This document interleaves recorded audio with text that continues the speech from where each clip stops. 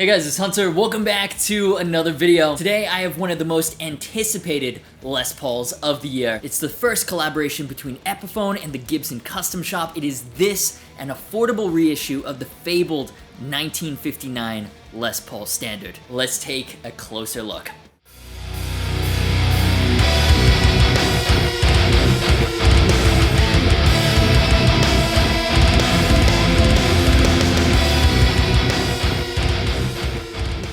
First things first, let's plug it in, get some first impressions. I'm running straight into the Boss Katana Mark II head. Huge shout out to Boss for sponsoring this video. The Boss Katana, if you don't know, is one of the most popular solid state amp lines in the world for good reason. They're affordable, they've got a huge selection of tones with 10 amp models and an even more insane selection of built-in Boss effects. It's MIDI controllable, you can save presets, call them up on the fly. For the Mark II, there are new cab resonance options. It's a very powerful portable tool, in most cases the more practical option compared to a giant tube head, for example. Really enjoy mine. For more information about the Boss Katana Mark II, you can check out the links in the description. And of course, it helps when you guys support the sponsors that support the channel. But for now, let's perform the chug test on this Epiphone 59 Standard.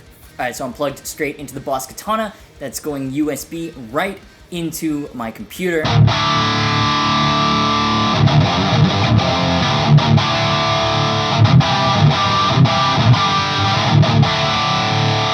Yo, I'm not gonna lie, this chugs.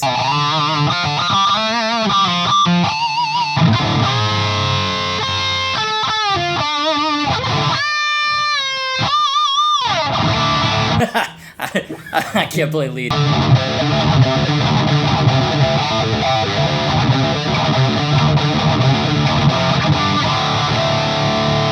It's a little bright.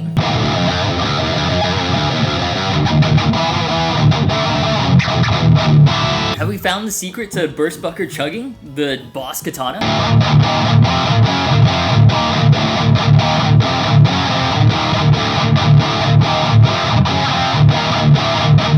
Well, this is unexpected. I mean, I still don't think I'm gonna write a chuggy track, but like...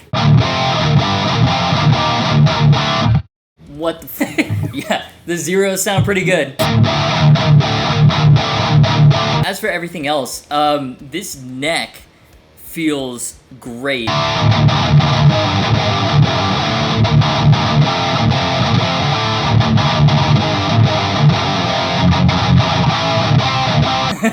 Still waiting in drop D. Like, it's not slim taper, but it's also not the big, rounded 50s thick boy either. They're calling it the 1959, I think, and it's somewhere in between the two.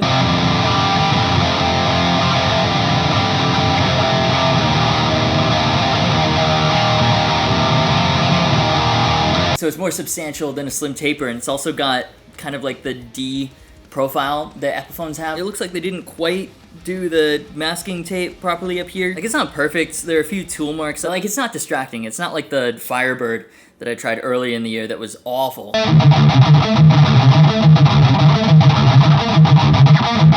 The other thing, the finish on this neck is really nice. Actually, the entire guitar in general. You know, it's like what Epiphone's calling their aged gloss, so it's like satiny-ish. But I don't know what it is about this one. It doesn't feel like the Prophecies, which also have the aged gloss finish. Like, this feels closer to like an ESP matte finish than it does the Prophecies.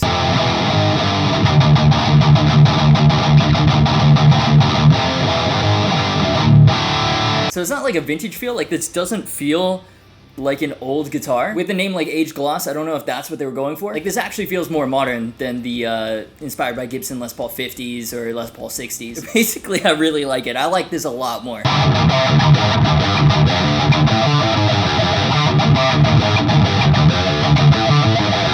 I love Les Pauls, and this is a real fun one. And because I know people are gonna bitch, we can check out some other sounds though.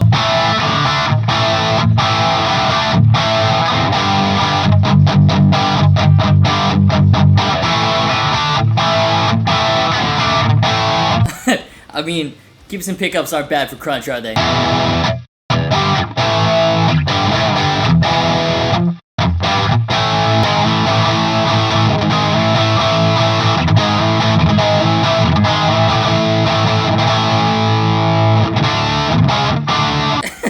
I'm having a lot of fun.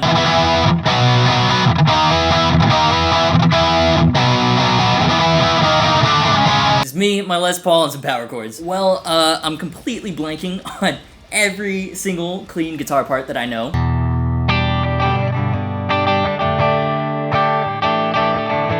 Anyways, here's Wonderwall. Yeah, I have to say, I'm really digging this switch.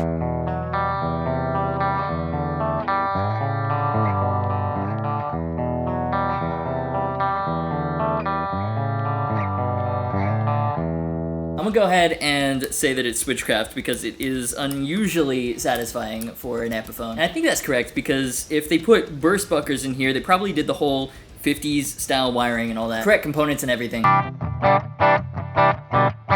Okay, cool. So I'm really digging this guitar. Let's write a demo track. Now, going forward, all this behind-the-scenes writing stuff will probably only be available on Patreon as a bonus benefit to the absolute legends that make content this and every week possible. So if that's something that interests you and you want to help support the channel, you can head on over to patreon.com/Agufish and sign up there. Yeah, in the meantime, let's write this demo track.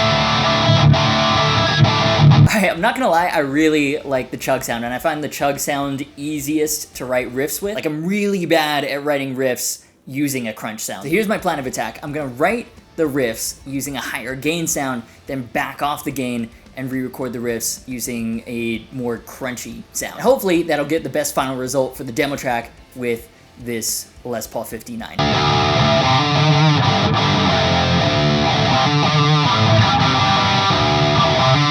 I'm trying to stick to like the rock notes because 1959 Les Paul, this guitar is rock.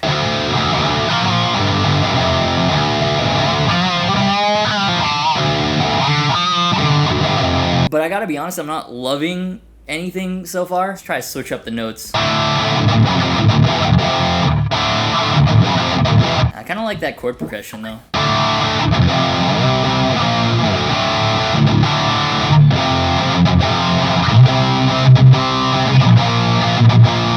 And we can add some stuff in there, like...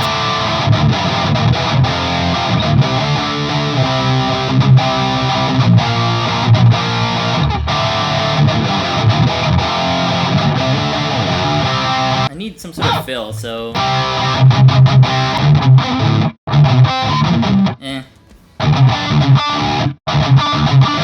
Nah. It's kinda cool.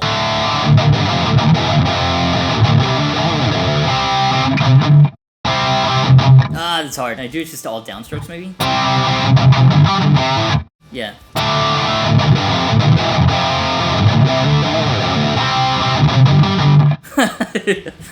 I'll work on that off camera.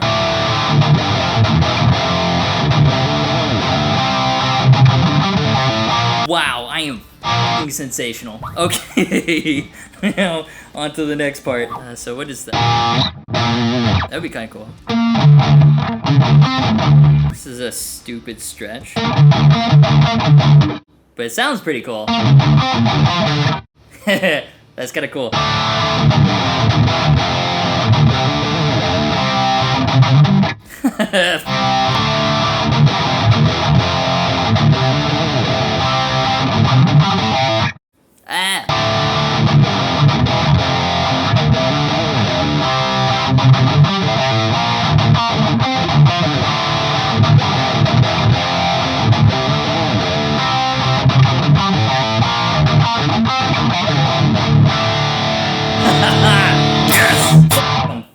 Sensational. Not really, but I'm happy that I was able to learn the riff that I just wrote.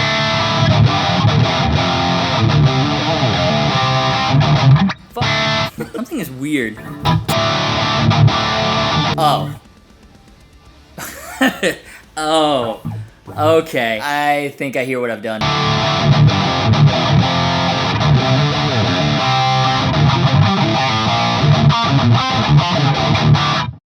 One, I've completely given up on doing the crunch thing because this sounds super cool, but that's also not in 4/4, that's in 3/4. I don't know why I make things difficult for myself. Look, this is what happens when you write on feel. Classic. Tries writing a generic rock song, ends up writing a metal song in 3/4. Then I guess we'll keep it.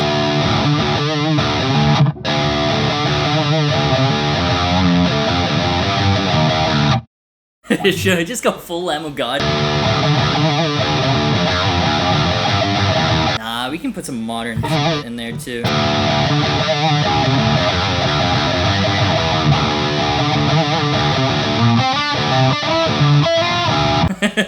I hate 3/4. Ooh, what if I go like a string up?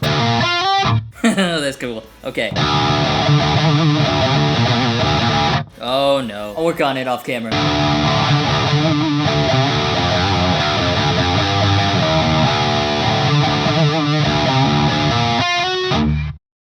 Oh my god.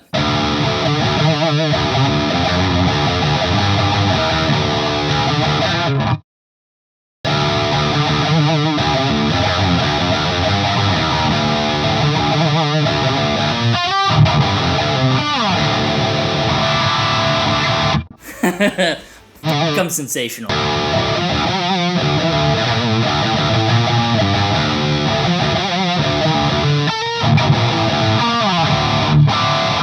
Yeah, sure, why not? That'll do.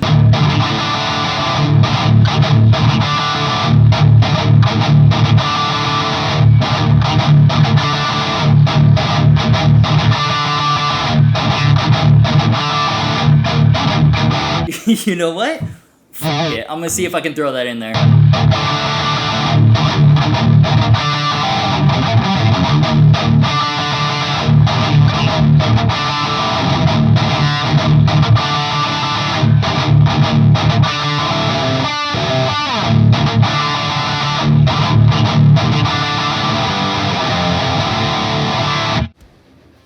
I don't know. Oh no, going into it.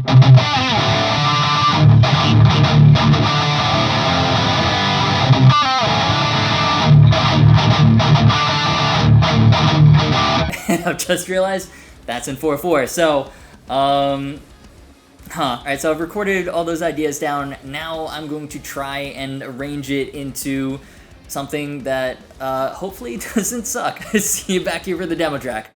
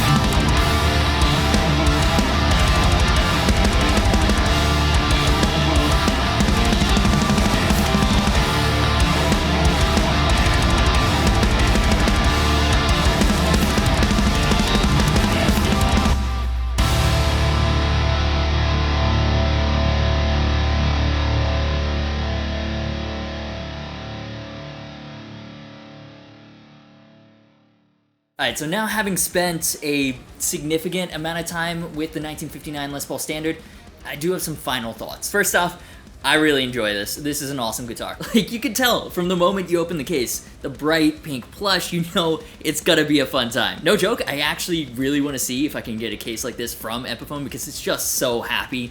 Puts you in a good mood before you even plug the guitar into the amp. And then from there, man, like, I can't speak for all of them.